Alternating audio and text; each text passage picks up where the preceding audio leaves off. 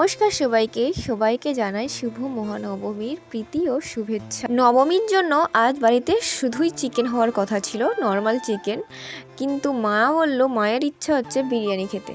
তার জন্য হঠাৎ বিরিয়ানিতে যাবতীয় যা লাগে সব কিনে নিয়ে আসা হলো, কিন্তু চিকেনটা নিয়ে আসা হলো সেই টুকরো টুকরো করে, কারণ বাপিকে বিরিয়ানির প্ল্যানটা দেওয়ার আগেই বাপির চিকেন কেনা হয়ে গেছিল। তোমাদের বাড়িতে আজ নবমী স্পেশাল কি মেনু হয়েছে দেখো। তোমাদের সাথে কথা বলতে বলতে রাইসটা হয়ে গেছে রেডি, আর চিকেনটাও রেডি হয়ে গেছে। আমি এই পর্যায়ে চিকেনটা নামিয়ে নিয়েছি, তারপর সব এই যে বসে পড়েছি নিয়ে। এবার করব বিরিয়ানির লেয়ার। ছোট ছোট চিকেনের পিস হলে জানো তো একটাই সমস্যা, খুঁজে পাওয়া বড্ড মুশকিল, তার মাঝখানে আলু কেটে যায়, এইরকম অনেক সমস্যা থাকে। আর দেখো আমার লেয়ারটা হয়ে গেছে, এবার দিচ্ছি মিঠে আতর। আধ ঘন্টার মতো দমে বসিয়ে আমার বিরিয়ানি হয়ে গেছে রেডি।